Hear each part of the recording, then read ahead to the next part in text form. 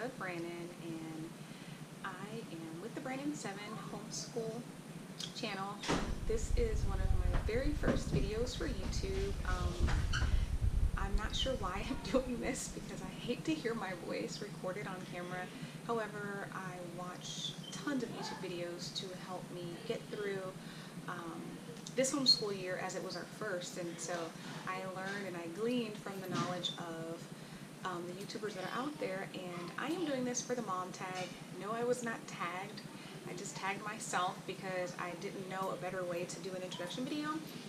And so I thought, well, I saw all these mom tags and I watched like a lot of them, so I just thought, why don't I answer those questions for kind of like an icebreaker for YouTube. It's weird that I'm just talking to the camera, nobody's there, but I'm a new homeschool mom, and you know, I've been roughing it and winging it all year long, and we're nearing the end of our homeschool year, so I just thought I would answer the questions on the mom tag to kind of help the viewers that I guess the future viewers get to know me a little bit better if they wanted kind of an introduction video. So I'm going to answer the questions, and the light is blinding me and I kind of can't see anymore, so hopefully I can read these questions. Okay, so the first question is, were you homeschooled? No, my husband and I were not homeschooled. I went to a regular public school all 12 years of school. I actually did go to Catholic preschool when I was a little girl, but maybe that was when I was like 3 or 4 years old, but we were not homeschooled. My husband was a military kid, so he went to a new school about every 1 to 2 years, depending on where his dad was stationed. If that's the term, I'm a military person, I don't know. Or wherever his orders were, so neither one of us were homeschooled. Did you always know that you wanted to homeschool?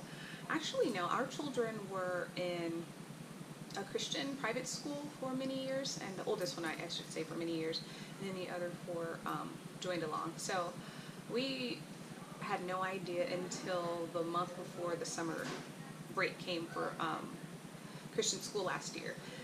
We didn't have a plan or anything, and if you get to know me through this video, you will learn that I like having a plan. I like structure. I am very left-brained. I like to pretend to be right-brain creative.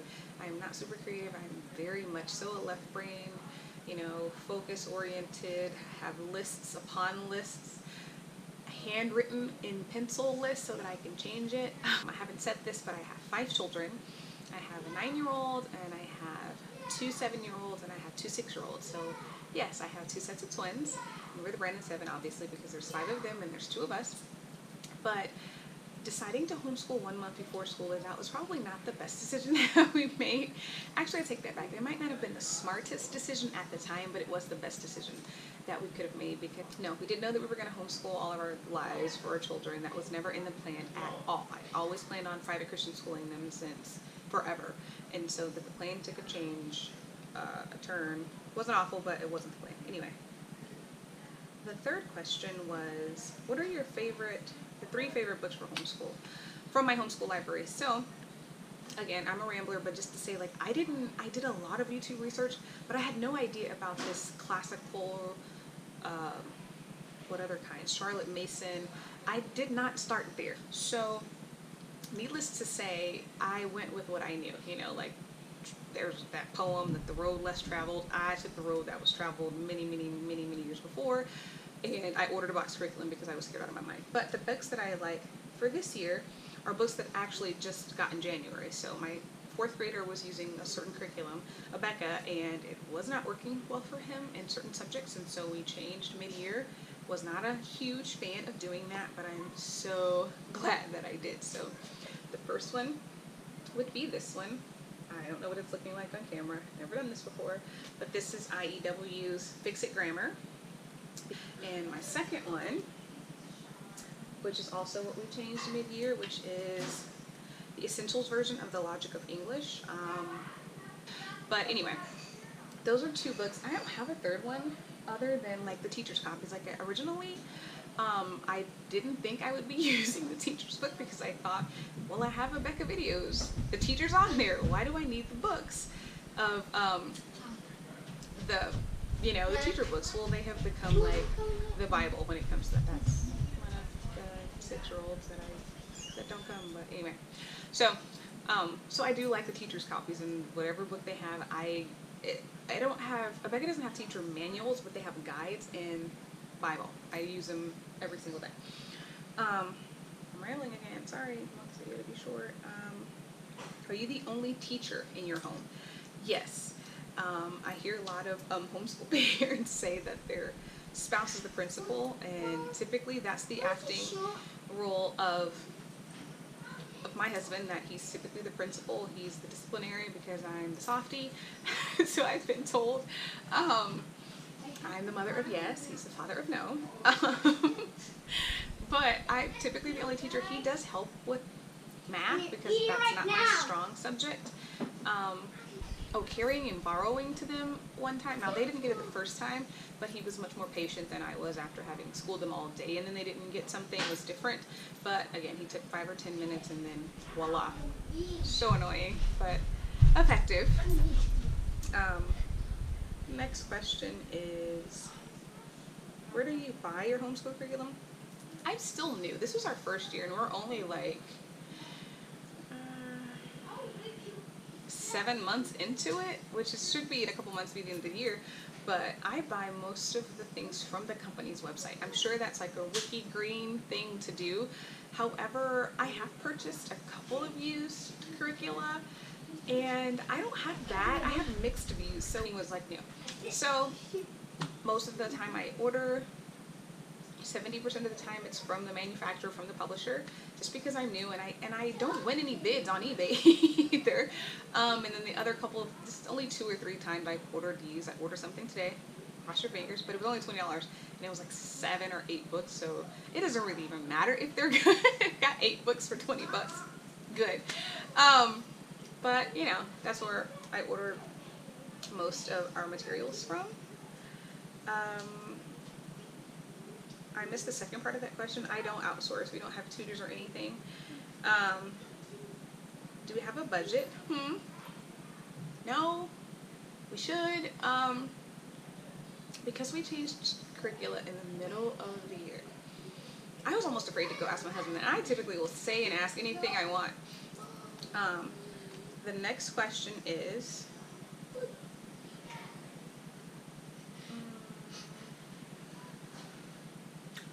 two homeschool must-haves, like in terms of supplies.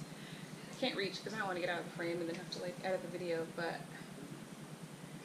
I think the whiteboard. The kids like the whiteboard more than I do. I don't write a whole lot of stuff on it because Rebecca's curriculum is like already together. You don't have to do much for it. But also those friction pens. I like the erasable pens. The kids like them too. I don't really have anything that I just have to have. My printer, I know I already said 2 things, but I use the printer more than anything, especially for just printables that I want to print out real quick and things like that, or TPT. So I would probably say the printer is the most, and the whiteboard because the kids enjoy it. The other question is, what's my favorite and least favorite subject to teach? So I love logic of English, but I am like, you know, the grammar Nazi in a sense. So that comes very easily to me, and I absolutely love science, and so those 2 things are great. Although I don't teach science because we use Becca and we have videos, and so, but I do explain a lot of things to them outside of that so that we can actually do experiments. But the logic of English because I'm actually having to teach, and a lot of the times, which now I regret, but you know, all's well that ends well, with Rebecca, even though the teachers are teaching them, I usually have to reteach a lot of the things if they're kind of drifting off and not paying attention. But I really enjoy English and science. I don't have a least favorite subject, although I didn't enjoy math because, but now I don't feel as effective when I try to teach my kids something in math and then they don't grasp it, and then I don't know what to do. The last question, oh no, it's not the last question, I guess number 9. Are you involved in any homeschool groups or co-ops? No.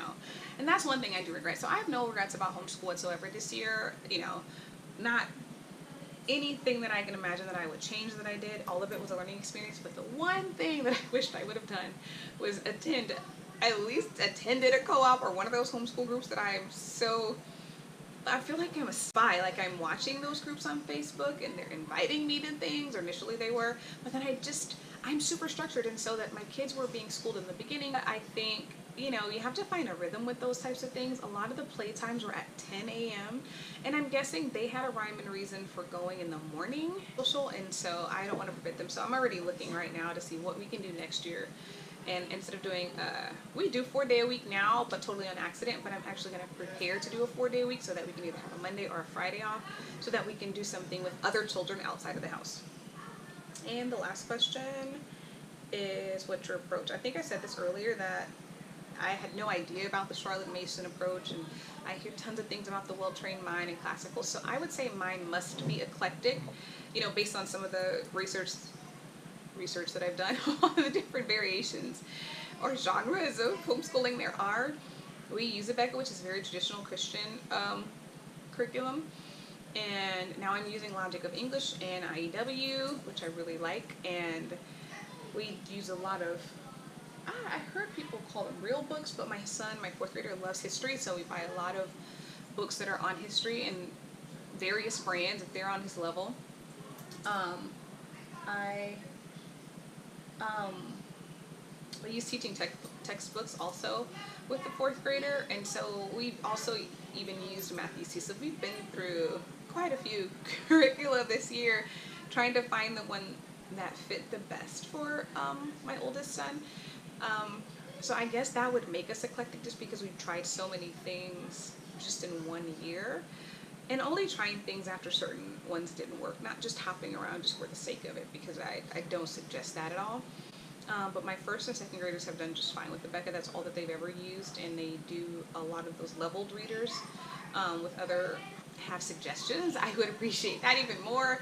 Comment, share it, and you know, I'm just here to kind of glean from the knowledge of the other homeschool moms that are in the YouTube world, and to share what I've gone through as a newbie, and you know, learning about myself and my children through homeschool.